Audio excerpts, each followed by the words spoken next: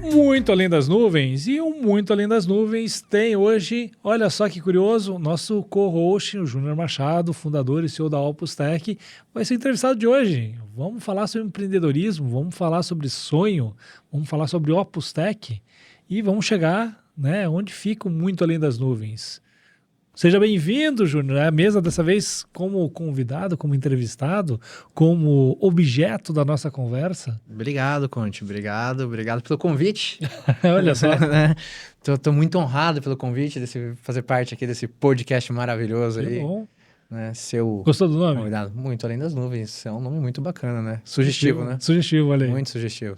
Muito sugestivo. Bacana.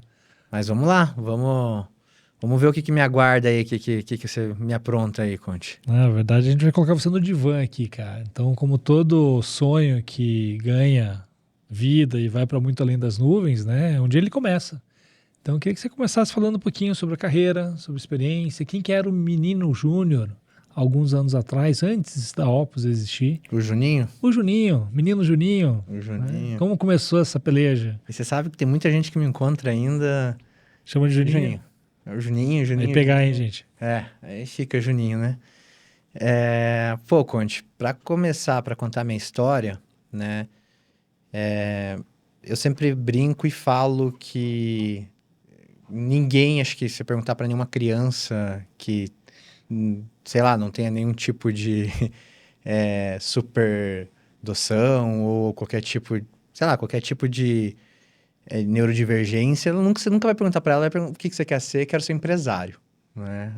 Acho que não, porque o empresário é um caricato de quase um vilão para as crianças, assim. Na nossa sociedade ainda isso é bem... quem rouba nossos pais, nossas mães o dia inteiro da gente, né? É isso aí, né? Então você já cresce com isso, pô, papai tem que trabalhar, papai tem que, né?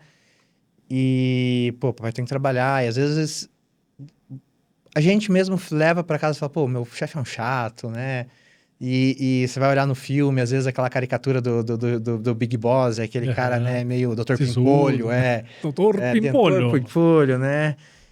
Ou o Siri Cascudo lá, né? Meu filho adora Bob Esponja, então o Siri Cascudo, aquele cara que só vê o dinheiro e assim, eu nunca tive essa pretensão de ser empresário, empreendedor. A minha família ainda é uma família bem tradicional, onde daquela que ter sucesso é fazer um concurso público e viver na estabilidade financeira, né? Até pela história da minha família, que é uma família que não vem de uma condição...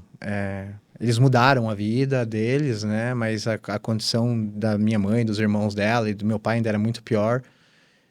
Vieram de uma condição de pobreza mesmo, né? E que você me permite aqui, Júnior, fazer um parênteses, né? Não só da sua família, mas acho que do Brasil, né? De uma geração, de uma época onde a gente não tinha previsibilidade nenhuma, não existia estabilidade econômica no país. Pegaram todos os tipos de problema econômico que o país pode ter. Exatamente. Então, você fala década de 70, década de 80, são períodos onde você ter um concurso público e ter essa estabilidade era uma forma de você ter um respiro num cenário de mercado totalmente inócuo, né? Que não tinha estabilidade, não tinha previsibilidade, era uma loucura, né? Então era um bom caminho, né? Com certeza. Assim como a gente tem hoje, assim, poxa, o que tem que fazer? Tem que comprar terra, tem que comprar imóvel. É um ótimo investimento, mas tem tanta coisa diferente, né? Então o empreender passou a se tornar um pouco, digamos, um pouco mais sexy no momento que a economia, que o mercado brasileiro também se abriu para outros modelos, né? Sim, e também com o advento da própria tecnologia, né? Eu acho que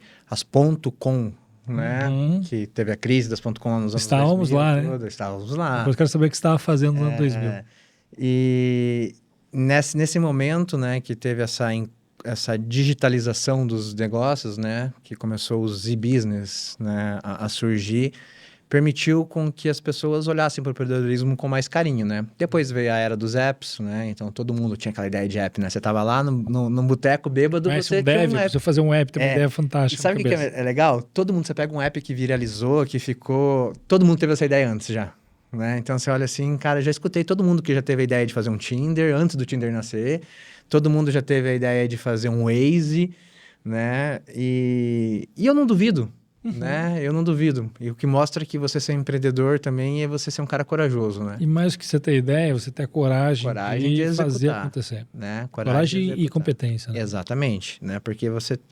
isso é importante, porque você ter ideias na cabeça é muito fácil. Mas você conseguir transformar essa ideia em um projeto também é para poucos, né? Então, é aí que separa os homens dos meninos, vamos dizer assim, né? Sim. Então, assim, Conte, eu queria... Acho que muito por influência também do meu pai, que era o sonho do meu pai ter um filho médico. O sonho da minha mãe era ter um filho funcionário público, juiz, alguma coisa do tipo. E o do meu pai era ter um filho médico. E eu acho que eu fui muito induzido. Eu tinha uma relação muito próxima com meu pai na minha primeira infância ali. Sempre tive uma admiração muito grande por ele. E acho que eu queria muito dar esse orgulho para ele. E dentro da minha família, o meu irmão não se interessava por medicina, sempre se interessou por tecnologia, né? E nesse momento eu foquei que eu falei, eu vou ser médico, né? Um dia eu vou ser médico e nunca pensei em alguma coisa diferente, né? Então, só que eu tive um primeiro contato com o empreendedorismo, né? Lá nos anos 2000, que você perguntou onde que eu estava ali nos anos 2000. Eu estava em casa, né, no auge do Counter-Strike, né, eu gostava muito, do Counter-Strike, né, meu irmão levou um computador para casa lá, ele comprou um computador, colocou uma placa de vídeo, ele também gostava de jogar. Meu irmão teve Lan House, né, num determinado momento, e no auge do Counter-Strike eu gostava muito de jogar, e eu era bom, viu, eu era muito bom. E gostava de jogar Age of Empires também e xadrez online. Eram os três. Eu jogava no Zoom, que tinha Zone, né, que era do Netscape. E a gente vivia aquele tempo da internet, que a internet era muito cara e ela era limitada porque você não podia usar a internet e usar o telefone ao mesmo tempo, e usar em horário comercial ela ficava muito mais cara e ela era lenta, né? E começou a vir a banda larga pro Brasil, né? Mas ela era muito cara. Naquela época, ali nos anos 2000, se eu não me engano, era R$ 300 por mês. 200 e poucos reais por mês. Naquela época era uma fortuna você pensar em dinheiro daquela época, E né? para um link sem vergonha, mas Um que link na sem época vergonha. era uma virada de chave. Não era um mega o link, né? Era 256. Para quem tinha o Não era 56, o S Robotic, ir para 56, 256 mega, só que pagava caro pra caramba, né? Né? E então tinha aquela estabilidade, né? E era o tempo todo conectado, você ligava o computador, já estava na internet, você podia jogar 2 horas da tarde, 3 horas, pô, isso era um sonho. A gente vivia uma condição de classe média ali baixa, né? Não era... E minha mãe, ela realmente vendia o almoço para comprar a janta, né? Então não tinha a menor condição de eu falar para ela que a gente ia assinar uma banda larga. E naquele momento eu falei, puta, o que a gente pode fazer? Como é que eu posso assinar uma banda larga? Eu pensei em várias coisas, né? Como é que eu não posso trabalhar, né? Eu ficava naquela que eu queria jogar. E como meu irmão já trabalhava com tecnologia, ele estudava muito para certificação e tal, e eu era a cobaia dele. Então, eu era... O melhor jeito, você é professor, sabe? O melhor jeito de você fixar um conhecimento é você ensinar para alguém aquilo que você acabou de aprender. Externalizar, né? Isso aí. E então, meu irmão seguia essa didática. Então, pô, eu tinha lá 12 anos, eu já tinha aula sobre Windows NT 4.0, Exchange 5.5, né? Essas coisas meio bem profundas, assim, de infraestrutura de redes, de infraestrutura corporativa, de computação. E então eu já entendi o que era rede, já entendi o que era switch, o que era hub, o que era roteamento. E aí, sentando com meu irmão uma vez, vamos falar com a mãe e vamos contratar uma internet aqui pro prédio e vamos distribuir ela, né? Pro prédio não, pra nossa casa, e distribuir ela no prédio, né? Todo mundo deve ter esse problema, né? De querer banda larga e ser caro, né? Cara, a gente fez isso. Começamos no nosso prédio tinha 88 moradores, né? A gente chegou e passou o cabeamento a cada 3 andares, tinha aquele shaft técnico, né? A gente passou um hubzinho lá, e tudo saindo da nossa casa. Interligamos o prédio inteiro, estava interligado. E aí, conforme o cliente, o morador queria, ele pagava uma adesão, acho que a gente cobrava R$ 80 para passar os cabos. Já tinha setup na Já época. tinha setup na época, né? Tinha vendedor, modelo de... assim. Tinha 2 linhas de receita, né? A pontual e a recorrente. Excelente. E a gente cobrava, acho que 30 ou 50 reais por apartamento, né? E era compartilhado, tudo. Enfim, isso deu muito mais certo do que a gente imaginava, né? Então, quando a gente viu, tava com 70 dos 88 moradores, 70 queriam a internet, né? E funcionava muito bem, né? Então, era muito melhor do que o discado. Tinha um problema que às vezes a mãe ia limpar lá o quarto e pegava desconectava da tomada o modem e aí, Fazia né, suporte também pro vizinho? fazia suporte pro vizinho, né? Então, foi uma época muito legal, assim, sabe? Que eu tive esse contato de ter planilha, controlar quem pagava, tinha que cobrar os inadimplentes, né? Então, eu tive esse primeiro contato com empreendedorismo e deu muito certo. Então, a gente foi até convidado para passar em outros prédios. A gente não quis, né? Mas a gente poderia ter ali montado um provedor. Se fosse, tivesse a cabeça um pouco mais visionária, a gente poderia ter montado um provedor e ter espalhado isso para a internet, ter formalizado, criado o CNPJ, ter pegado o registro na TEL, né? Então, mas a gente não tinha essa ideia na época, era para resolver um problema nosso. Mas eu tive esse contato e falei, pô, legal, dá para ganhar um dinheiro, né? Mas fiquei nessa e fui pro meu mundo aí de estudar e tentar a medicina. Eu não tinha a menor condição de fazer em particular, né? E meu irmão já estava nessa área de tecnologia há muito tempo. E ele me convenceu no momento que eu estava fazendo a minha segunda opção de curso, que era engenharia química, a largar o curso e estudar a tecnologia, porque eu já tinha esse conhecimento para eu poder ter o meu dinheiro e comprar meu primeiro carro, que era meu sonho, né? E ele falou que conseguiria um estágio para mim. E daí eu fui para a área de tecnologia, né? Fui ter meu estágio e comecei a estudar e meu foco era trabalhar numa grande corporação. O meu sonho era trabalhar em São Francisco, no Vale do Silício, de preferência na Microsoft. Então eu fiz todas as certificações Microsoft que você pode imaginar. Eu acho que eu fui um dos MCSEs, que era uma certificação antiga que tinha, que era Microsoft Certified System Engineer, um dos mais novos do Brasil, do mundo, né? Do Brasil, eu acho que eu fui o mais novo. Eu tinha 19 anos quando eu fui MCSE. Fui MCT, né? Para dar aula em centro de treinamento Microsoft. E fazia um projeto para ser um MVP. Mas me faltava muita disciplina, né? Que o MVP, você tem que postar... na época era fórum, né? Não tinha...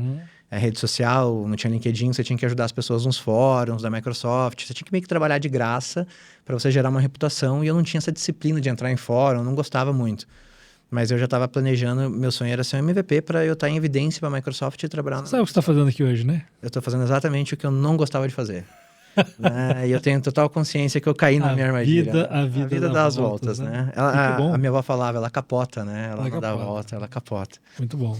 Então, assim, e eu não pensava em empreender, mas dando aula, né, você acaba tendo ali um outro aluno que, pô, cara, você não quer fazer um freela lá para minha empresa e instalar o AD pra gente, né, criar umas GPOs, né?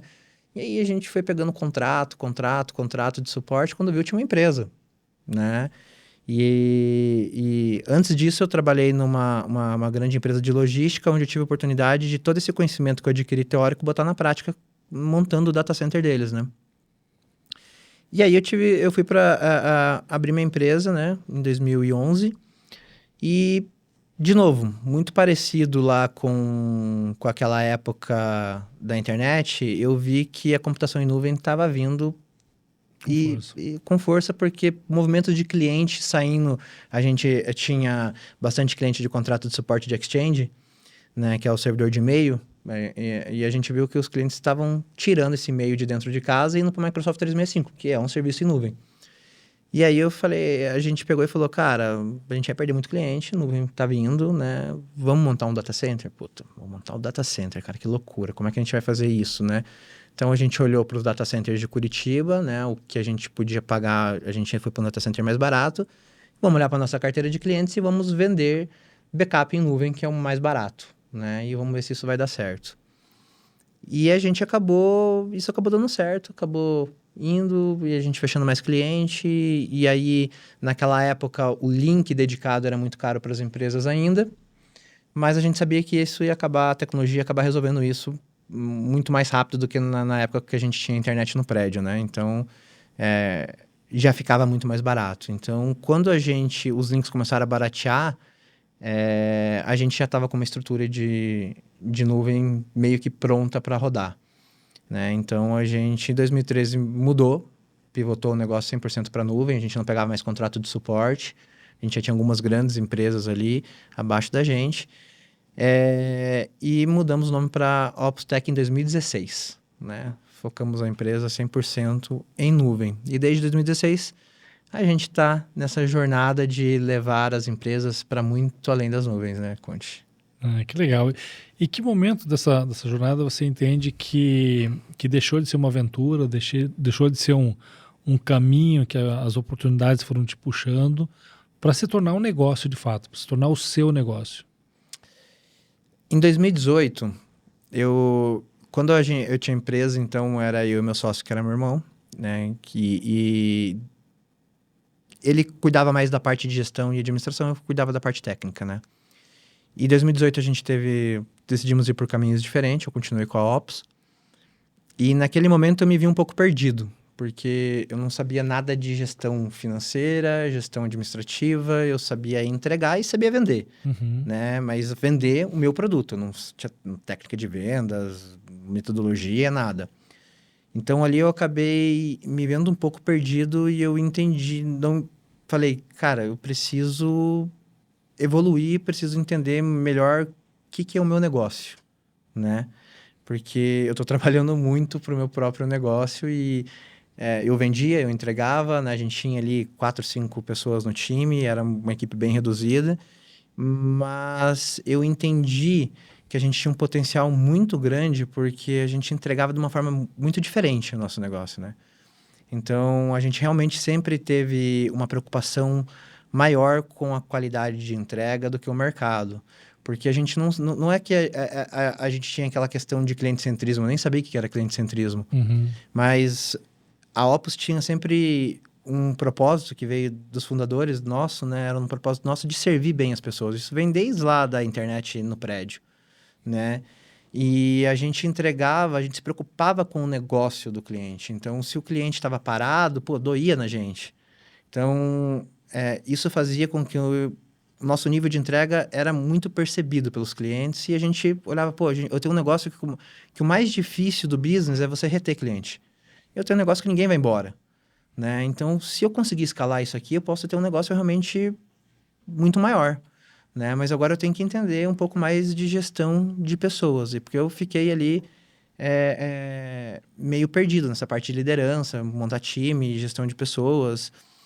Então, eu fui me especializar, fui tentar entender melhor, sair dessa área técnica para business, fui entender o que eu precisava e me conectar com outras pessoas, com outros empresários. Então, eu busquei dentro dos meus próprios clientes, que eu sempre tive uma facilidade de me aproximar das pessoas e fazer amizade, né? A gente até brinca, né? Uma frase que você fala bastante, que primeiro a gente faz amigos e depois faz negócios, né? Isso aí. E isso para mim sempre foi muito... Antes de conhecer essa frase, para mim sempre foi verdade. Então, eu fiz muita amizade com os meus clientes, né? E aí eu pude aprender com eles também, né? Eu tenho um cliente que eu admiro muito e ele me ensinou muito sobre gestão de negócio. E aí as coisas começaram a dar... Sabe que você fala, eu tenho um grande business na minha mão. Eu preciso evoluir, preciso trazer as pessoas certas para o negócio, né? Aí a gente consegue realmente... levar isso aqui adiante e ter um negócio perene, um negócio que pode crescer, que pode figurar entre as grandes e brigar por coisas muito maiores que eu estou brigando aqui, quietinho, né? Eu diria que foi nesse momento ali, entre 2018 e 2019, que eu tive esse grande ponto de inflexão, assim, de falar, cara, isso aqui pode ser muito maior do que é. Né? Então, foi nesse despertar aí que as coisas começaram a mudar na Opus, a gente vinha crescendo, mas a gente começou a crescer numa velocidade muito maior, né? E nessa velocidade maior de crescimento, quanto você entendeu? Opa, que esse é o primeiro ponto de inflexão, né? É um negócio, é o meu negócio, isso aqui pode ser muito maior do que e é questão de estruturar, alimentar o foguete, abastecer para ele decolar, né? E quando você entendeu que o foguete agora está em órbita, tipo, ele aconteceu, né? Porque é aquilo que a gente fala do 0 ao 1 e do 1 ao 100. Uhum. Então são momentos de negócio diferentes. São. Então quando você sai do 0 ao 1, é o sonho que está ganhando corpo, está se tornando realidade. E do 1 para o 100, ele se tornou realidade, mas agora os desafios são outros, né? Como é que foi essa transição para você? Nesse momento, a gente já tinha costurado algumas parcerias, né, com algumas software houses, algumas empresas de software, né, bem famosas aí de RP. E até a gente se conheceu numa dessas parcerias, né, Sim, lá em 2019. Então, isso alimentou e fomentou muito o crescimento. Só que todo empreendedor, quando a empresa cresce, todo empreendedor começa um negócio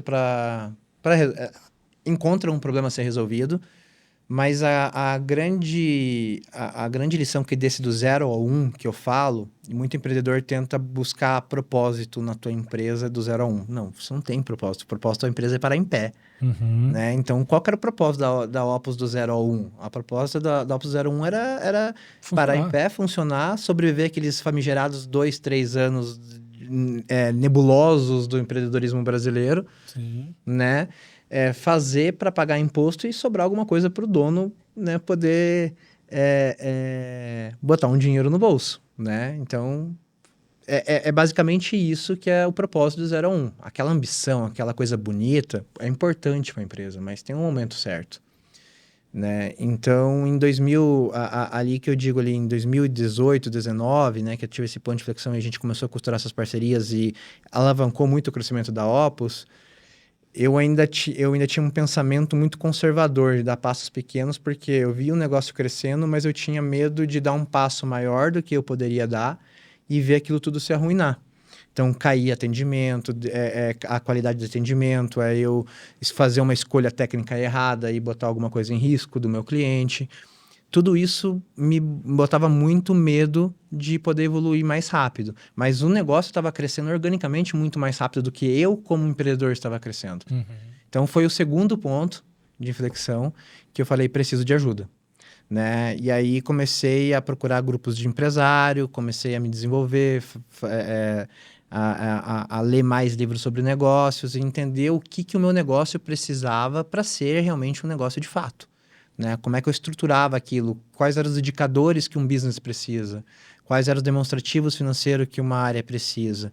E aí eu vi, o negócio está em órbita e eu preciso arrumar essas coisas, porque eu nunca me preocupei com isso, né? Porque eu preocupava em vender e entregar com qualidade. Então, as duas áreas da Opus sempre foram muito fortes, bem estruturadas, a área técnica e a área comercial. A área técnica, para mim, era muito tranquilo, porque eu vim da área técnica, então era muito tranquilo. Só que eu estava muito preso ainda ao operacional da área técnica. E aí foi o ponto que eu falei, não, preciso sair do operacional, pensar mais tático e estratégico, eu tenho muita ideia legal, não tenho tempo de executar, e eu tenho que trazer alguém para me ajudar nessa área técnica e eu sair do business, né? Da parte técnica e para o business. Então, nesse momento, na empresa, assim, como diretores, tinha eu e a minha esposa, a Yuri, né? Que sempre foi meu braço direito Abraço para você, Yuri. Um beijo, amor, né? Não pode se faltar, eu não durmo no sofá, né? Isso aí, juízo. Mas ela realmente foi muito importante porque ela abraçou toda a loucura quando a gente falou, vamos crescer, vamos... É importante ter esse apoio em casa, né? Demais, porque não é fácil você trabalhar em família, né? Mas eu falo, eu não sei como seria se eu não tivesse o apoio dela, porque são noites em claro, você passar... tempos difíceis ali, tem aquele pico e vale do empreendedor brasileiro, né? Até você ter um fluxo de caixa saudável, até você ter caixa, né? Você ter esse apoio tanto ali, que você olhando do lado, 2 horas da manhã, a pessoa, ela não tem mais o que fazer na empresa, mas ela tá ali do teu lado, olhando você trabalhar. E quando você fala, não posso estar em casa nesse momento, né? Eu sei que ela gostaria de viajar, gostaria de tanta coisa e ela abriu mão junto comigo. Isso realmente foi muito importante nessa jornada empreendedora, você ter uma pessoa do teu lado que te apoia, ou no negócio, ou em casa, né? Então, eu tive da mesma pessoa. Né? Eu tive isso da mesma pessoa, né? Então, nesse momento, a gente resolveu trazer uma terceira pessoa para dentro da sociedade, né, onde ele ficasse focado na área técnica, que é o Ângelo, nosso CTO, E ele veio e me deu essa liberdade de... Era uma pessoa que já tinha trabalhado com a gente, né? Ele veio para ser basis da gente num projeto de um cliente grande de SAP que a gente fechou, né? Nosso primeiro cliente SAP, S4HANA. Ele que fez toda a migração, implementação, e ele sempre se demonstrou um cara que vestia a camisa e estava ali para a guerra, né? E aí, então, foi natural trazer ele, fazer uma proposta para ele vir e abrir uma ações da empresa para ele. E ele comprou a ideia, tá aí com a gente até hoje, né? E nesse momento, as coisas começaram também a eu olhar mais pro negócio, né? E aí você começa a sair do 0 pro 1, né? E agora do 1 pro 10 são outros desafios. E do 1 pro 10 você começa a bater no teto com coisas básicas, porque você ainda te falta líderes dentro da empresa. E nesse momento que você começa a construir as lideranças, a camada de liderança, você tende a fazer alguns erros básicos. Você tem o teu melhor vendedor, você coloca ele para fazer gestão. Aí você perde o teu melhor vendedor e um cara que não faz gestão porque é outro skill. Outro perfil. Né? Você tem o teu melhor cara de segurança, você põe ele para ser coordenador, né? E aí você começa a entender que não, que liderança é uma coisa e execução é outra, e você começa a formar aquela pirâmide estratégia, tática, operacional. E você entender quais são os skills necessários. E aí que você começa a declarar a cultura da empresa também. Você começa a entender que você tem uma estratégia, mas sem uma cultura forte, sem uma cultura que estrutura e guarde essa estratégia, ela vai ser detonada pela própria empresa de dentro para fora, né? Então, e aí você começa a olhar para o mercado e ver, pô, eu não tenho mais as peças necessárias e preciso trazer peças de fora, né? Isso é muito importante e você só consegue ver quando você está no meio de outros empresários. Isso eu falo que é muito importante você estar rodeado de pessoas boas, porque te ajudam a olhar para o negócio de uma forma diferente. Então, nesse momento, foi o momento que nós encerramos aquele momento de paixão e força bruta da empresa, que é do 0 por 1. Declaramos nossos valores, nossa missão, nossa ambição, e fomos atrás de pessoas e criar processos também mais previsíveis dentro da empresa, manuais de operação, fazer a empresa ela ser mais escalável, né? Então, foi nesse momento que a gente se depara com outros problemas para crescer. Daí que você chega no 10, aí você quer ir do 10 para o 100. Aí 10 para o 100, a brincadeira é outra, né? E é nesse momento que você entende que você precisa construir uma marca, que você precisa fortalecer essa marca, que você precisa gerar autoridade, que você... E isso é legal porque você começa a ser desafiado como empresário a sair da tua zona de conforto a cada momento. Porque, pô, do 1 pro 10, do 0 pro 1, você não tá botando dinheiro no bolso ainda. Mas você já começa a olhar uma empresa mais estruturada e você começa a ficar mais tranquilo e a achar que as coisas vão se resolver sozinho. Quando você dá aquela chacoalhada e fala, não, tem que ir pro 1 pro 10, tem que acelerar. Aí você chega de um 10, você está ganhando dinheiro, você já está botando dinheiro no bolso como empresário, você já está botando todo aquele dinheiro que você não botou nos primeiros anos de empresa, você já está botando. E aí você fala, pô, mas eu tenho que investir na empresa, eu tenho que trazer gente nova, né? E eu tenho que me desafiar a fazer coisas que eu não faço. E aí, nesse momento que a gente estava em órbita, a gente já estava ali com 20 funcionários, né? 20 para 25, e a gente viu que tem oportunidade de crescimento, tem ideias muito bacanas, precisava trazer gente nova, e a gente precisava consolidar que Curitiba ficou pequeno pra gente, né? Que Paraná estava pequeno pra gente, a gente precisava... Foi o momento que fala, cara, tem que trazer gente de fora. E foi o momento que você se juntou à nave, né, Conte? Que você entrou aí pra tripulação. Como é que você me chama? Hã? Como é que você me chama? O Lex Luthor das Araucárias? Então, vamos dominar o mundo, lotear e vender cotas, né? E nesse momento que eu entendi que precisava realmente focar nisso, né? Em marca e brand da empresa e também numa gestão comercial mais apurada, mais perto, com processo mais bem definido. Lembrei do seu nome, né? Da época que a gente fez a parceria na famigerada empresa de RP. E, cara, acho que foi natural lembrar de você, porque você acabou fazendo muito bem esse trabalho lá e em outros casos que você passou. E E você embarcou nesse desafio aí também de levar a Opus muito além das nuvens, Sim, né, sim. Conte? Então, e veio trazer muito trabalho para mim, né? Porque eu achei que eu ia ficar mais tranquilo, aí você me inventa Isso aqui ia ser podcast, fácil, né? entrevista, E eu né? avisei, É, né?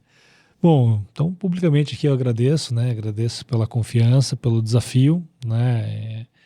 Mais do que a gente querer estabilidade, a gente querer, assim como você falou, no primeiro momento como empreendedor você fez a empresa crescer.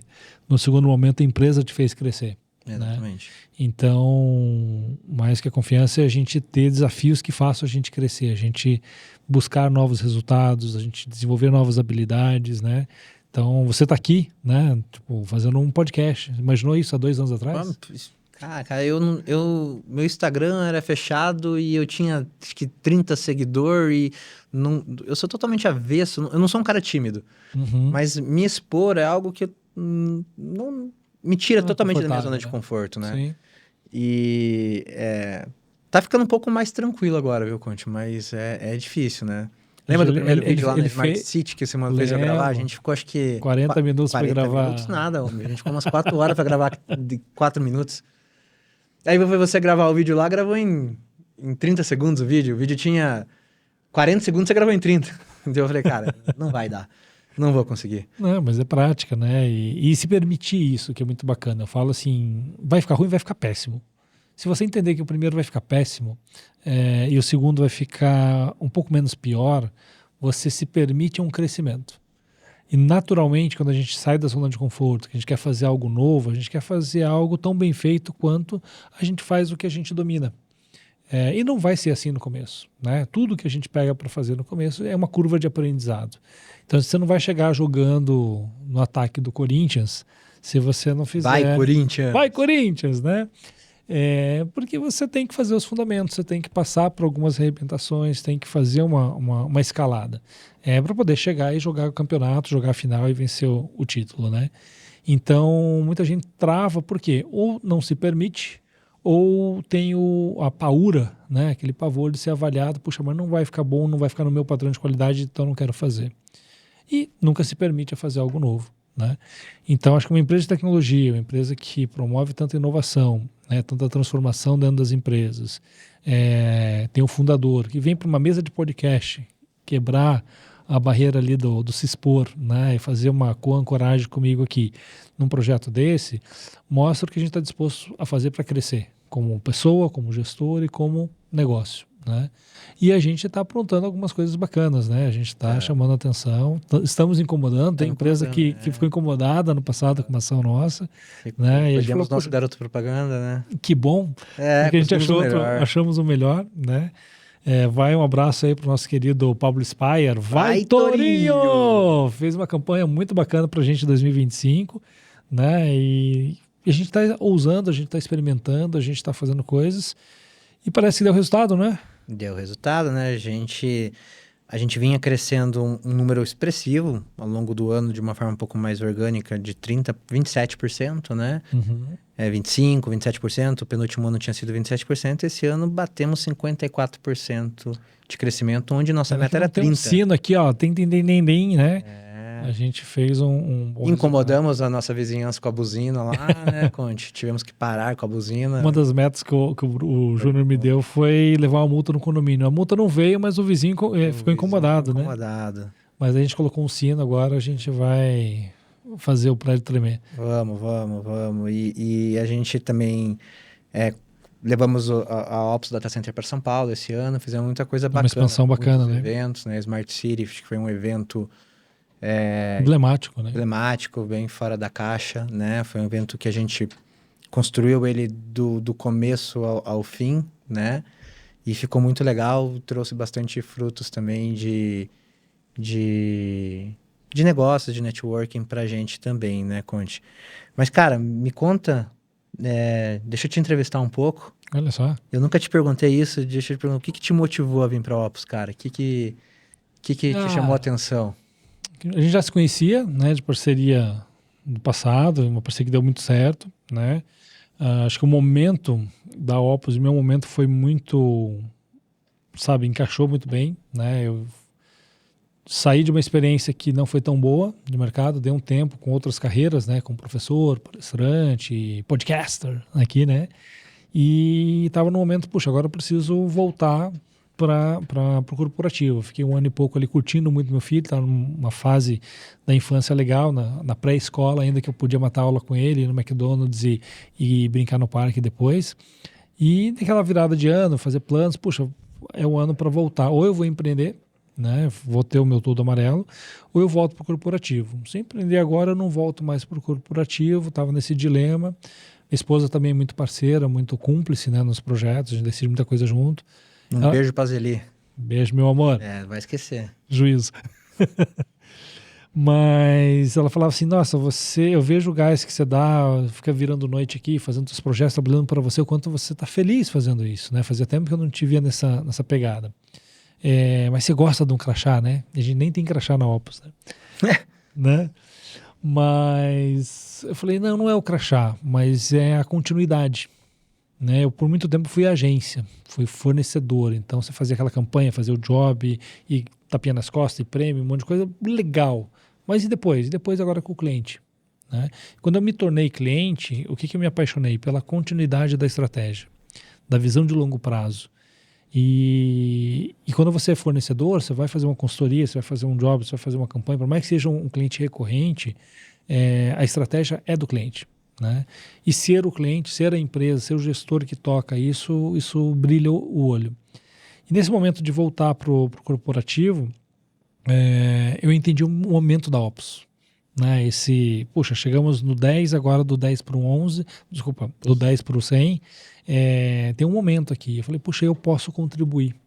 Eu posso fazer a diferença nessa empresa, nesse negócio, com a minha expertise, eu vou aprender coisas novas, com desafios novos para mim também. Então eu também vou crescer, vou dar um passo a mais. E eu acho que a gente vai poder construir muita coisa junto. Né? Já trabalhei em multinacional, em empresa grande, onde por mais que você faça um bom trabalho, você é uma peça pequena dentro de uma engrenagem muito maior. Já trabalhei em empresa muito menor, onde você muitas vezes é a grande engrenagem que faz tudo. E acho que a grande compatibilidade nossa são os momentos de Conte, momentos de Opus, né? Da gente poder somar e crescer juntos e poder fazer uma boa entrega. Eu gosto muito de uma frase do Bernardinho, que é a missão de você pegar a camisa aqui e entregar aqui, né? Então, se a gente cresceu 54%, puxa, eu entendi que, pelo menos no primeiro ano, a gente fez um ramp-up legal, né? Agora temos que crescer mais e vamos continuar crescendo. E não só o crescimento do retorno financeiro, do sucesso de vendas, mas da expansão, da qualidade, do portfólio e a gente construir uma estratégia de crescimento, né? Até como você falou, em processos, a gente crescer em governança, né? Então, coisas que a gente pode construir junto, que me faz crescer, e ao crescer eu faço a empresa crescer também. Né? Então, acho que a nossa fórmula de sucesso tem sido essa. Legal. Né? Tem dado certo, né, Conte? Tem dado certo e vamos trabalhar para continuar dando. Tem dado certo. E, Conte, me conte mais aí sobre o que significa esse muito além das nuvens para você, cara. Cara, eu acho que vou confessar, vou te confessar aqui. Eu fiquei com um time de marketing ali, a gente tem um time fantástico, um abraço para a Mari, um abraço para o Felipe, né? Matheus, que passou com a gente um bom tempo aí também, não está hoje no time, mas contribuiu bastante, um abraço para você, cara, eu sei que você está assistindo. E a gente ficou aí fazendo um exercício de, cara, qual vai ser o nome? Opus Cloud, Opus Cast, Tech alguma coisa. A gente queria trazer algo que tivesse a identidade da empresa, mas que não ficasse preso à empresa. Justamente para a gente ter essa liberdade de temas, de abordagem, que não é só um conteúdo institucional, né? E a gente colocou mais de 50 nomes no papel, jogamos fora e colocamos mais, e de repente a gente se olhou, cara, o nome está aqui o tempo todo. Muito além das nuvens, que já é um mote que a gente usa em algumas campanhas, já é um slogan que a gente trabalha muito na comunicação, já estava antes da minha chegada na Opus, né? Não é criação minha, mas estava ali. A gente falou, gente, isso aqui fala tudo. Por quê? Porque a gente vai falar de tecnologia, a gente vai falar de cloud, que é o nosso negócio, e a gente vai falar de muito mais coisas. Ou seja, a gente vai muito além do que falar de nuvem, falar de infraestrutura em cloud, né? E é um pouco da missão que a gente tem na empresa, de levar os negócios para além das nuvens. A gente prove infraestrutura de nuvem para que as empresas possam focar no seu negócio. Uma loja tem que vender, uma fábrica tem que produzir, uma logística tem que tirar o caminhão do pátio. E se algo na infraestrutura de TI não funciona, torna um problema.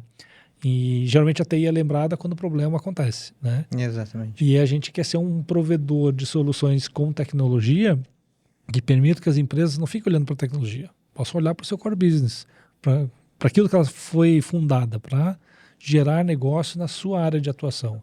Né? Então, acho que é um nome que funciona tão bem quanto slogan, quanto um podcast. Legal. Ainda mais com essa missão que a gente tem também, eu falo que a gente sempre... Esse desafio da TI ser visto, a tecnologia ser visto como um custo e ser lembrado só nos momentos de incêndio, vem muito pelaquela cultura que a gente vem discutindo muito, né? Sobre a formação dos profissionais de TI e o organograma das empresas e aonde a TI se encaixa nisso, né? Então, a gente olha aqui para a maioria das empresas no Brasil, a TI não tem uma diretoria própria, né? Ela está sempre abaixo da área financeira. E a área financeira, muitas vezes, não entende tecnologia como é estipulada a formação acadêmica das instituições mesmo. O profissional de TI ele não é educado para negócio. Para negócio. E o profissional de financeiro, ele não é educado para tecnologia, né? Isso no meio acadêmico falando. Acho que está mudando um pouco isso nos últimos anos, mas ainda é muito superficial. Então, o profissional de TI ele tem aquela dificuldade de traduzir tecnologia para business, e o profissional de finanças tem aquela dificuldade de entender como tecnologia pode alavancar o negócio, como a tecnologia tem que ser estratégica para você se distanciar do teu concorrente, para você atender melhor seu cliente, para você ser mais eficiente operacional, e fica muito preso naquela de olhar só para número, né? Para custo, para lata, né? Para servidor, para asset, para os ativos ali, notebook, essas coisas. Acho que tecnologia é isso. E a gente viu esse gap no mercado, né? E a gente entende isso até no nosso momento de prospecção, quando a gente entende que quando a gente vai prospectar o cliente, se você leva só o cara da TI, você não tem poder de decisão. Se você leva só a pessoa também do financeiro, você tem uma decisão, às vezes, meio que monocrática e por decreto, onde o cara da TI ele não está comprado e ele vai fazer de tudo para o projeto não dar certo. Então... Ou o gestor de negócio, de financeiro, muitas vezes ele até compra a ideia, mas ele está pisando em ovos, porque ele não conhece se realmente funciona dessa forma. Funciona. Né? Então, eu acho que esse podcast também vai servir muito para a gente poder trazer essas informações, né? Trazer como a tecnologia, não nuvem em si, tecnologia, não o que a gente está vendendo, mas trazer para o profissional de finanças, da área de finanças, o CFO, o controller, como a tecnologia pode ser um aliado para ele, como uma inteligência artificial pode melhorar o dia a dia dele, né? Como uma automação que ele pode vir fazer pode melhorar os insights que ele pode ter sobre o negócio. E, do outro lado, a gente trazer conteúdo para o gestor de TI, ele olhar mais para o negócio, né? É aquela velha história que eu conto no meu começo de carreira, que eu fui vender um produto de tecnologia para uma grande empresa aqui de Curitiba que vende carros, né? Hoje é um grupo muito maior, mas na época era... Nós vamos voltar a visitar eles e trazer como cliente. Vamos, mas tem que ser cliente nosso. Na época eu trabalhava para uma outra empresa e fui vender uma ferramenta de produtividade, de fazer inventário de software, de hardware, e passei o final de semana, porque eu lembro que era a primeira apresentação que eu ia fazer como pré-venda. Eu tinha 19 anos. E eu tinha que vender essa ferramenta, tava o gestor de TI e tava o diretor financeiro na sala, na apresentação, e eu estudei. Eu falei, ninguém vai fazer uma pergunta, eu não vou saber responder todas. Domino isso aqui, né?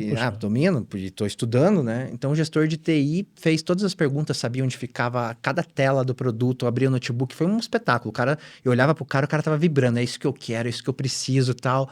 E eu falei, tá vendido. Eu olhava pro lado pro vendedor e falei, vendi, né? Vendi, você não vai precisar fazer nada, só botar o pedido. Eu todo orgulhoso ali, pomposo. Aí o diretor de TI o diretor financeiro me chega e me larga uma pergunta no final, a última pergunta.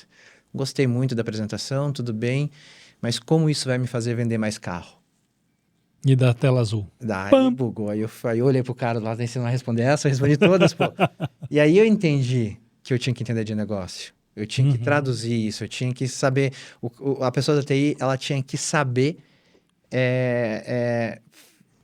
interpretar aquilo... Por que a tecnologia... Exatamente, serve. como a tecnologia serve. A tecnologia, pra gente que é técnico, a gente olha a tecnologia como fim. E não é, a tecnologia é um meio. Um meio. Né? Então, essa é a nossa missão aqui, é isso que eu quero fazer também. Eu quero trazer bastante conteúdo que me inspirou a fazer essa mudança de chave e ajudar os profissionais também a serem mais estratégicos. E com isso, eu acredito que a TI vai parar de ser vista como um custo nas empresas Precisa, né? Precisa, mas o papel do gestor de TI é fundamental para isso. Ele precisa se desenvolver como um businessman, né?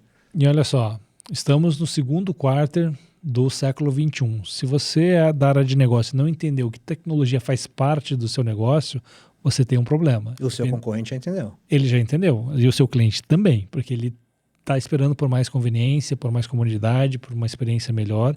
E a tecnologia é um meio para você poder oferecer isso, independente da área de atuação que o seu negócio atue. Agora, seja você com 20 anos ou com 75 anos. Agora, se você é da área de tecnologia, você também já passou da hora de entender que o seu meio tem um fim para a área de negócio. Então não adianta culpar a faculdade que não te ensinou numa cadeira de business, tá aqui o Muito Além das Nuvens para conduzir, para a gente desmistificar isso um pouco. E para a gente pegar aquele técnico do passado, né, hoje CEO de uma empresa, poder chegar numa empresa com a petulância e devolver uma pergunta dessa e falar, olha, não é essa pergunta que você tem que me fazer. A pergunta é, quantos carros você deixa de vender se a sua loja ficar fechada por 2 dias? Exatamente, né? E o teu concorrente vai continuar vendendo carro. Exatamente. Aquele carro vai ser vendido. Né? Por você ou por outro, né? Mas é isso, né, Conte? Eu acho que a gente tem muita coisa legal aí para vir. Acho que o spoiler tá aqui, Tá né? aí. A promessa tá feita.